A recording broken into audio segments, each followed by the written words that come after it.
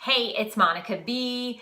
I am answering a question from one of you. Actually, several of you had this question, and it is, how do I make a meal for a family, considering everybody has different doshas?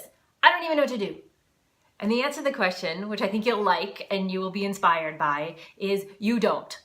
You do not make a meal considering everybody's different doshas. You make one meal that has all 6 tastes in them, a variety of foods, a variety of things people can choose from.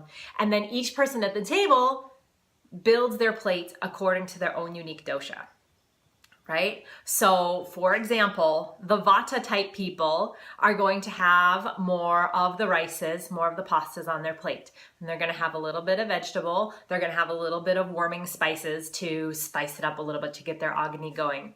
The Pitta people will be able to have, actually they'll probably have the most quantity of food of the 3 because they have a fiery Agni that's constantly going. So they would balance their plate a little bit differently. They would have more of like the proteins and then more of the grounding carbies and a nice amount of vegetables. So you can think of their plate is in like thirds. Kaphas will have a whole lot of vegetables and a whole lot of spices and not quite so many carbs and not quite so many heavy foods because they don't need it. They need a lighter food, a lighter fare. So do you remember the 6 tastes are sweet, sour, salty, pungent, bitter, and astringent? And those are the 6. And if your mind just went, don't worry about it. There's links below. You can read about them, take your time, let it soak in. But the point of me answering this question is don't make it super complicated. You don't have to overcomplicate your food. Food is still food. Whether it's Ayurvedic food or whether it's some other kind of food, food is food. What goes into our body will nourish it.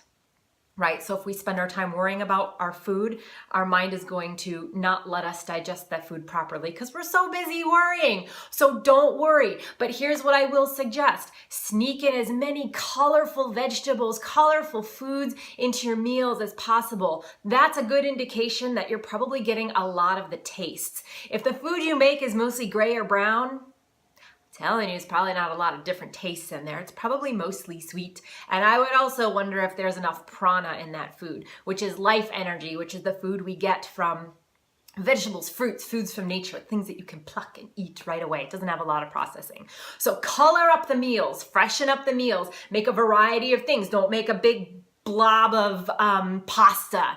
Right? If you just serve a big blob of pasta, the kaphas at the table are not going to have enough variety. Make the pasta, make some zucchini, make some green beans to go along with that. Maybe you have some little of those heirloom cherry tomatoes on the side. Sprinkle a little black pepper on them. So, variety and color of foods. The other is condiments. Oh my gosh, tons of condiments. They make all the difference. They can change your meal. Spices change your meal in a heartbeat. So you just need to know how to use them a little bit better. I will sneak in cilantro. I will sneak in parsley. I will sneak in black pepper. I will sneak in grated like lemon pepper to dishes to get some of those spices inside. So below there is a download that you can have that has some recipes, some spice ideas, and how to build everybody's unique plate. So go ahead and get that. And if you want the full Monty, the full story, you can get my book, In Your Elements, a blooming Ayurvedic guide to creating your best life. And you can find it as an ebook now. Woo-hoo! You can download it from my website or you can find it on Amazon. I hope that helps. Thank you so much. Happy cooking. Mwah!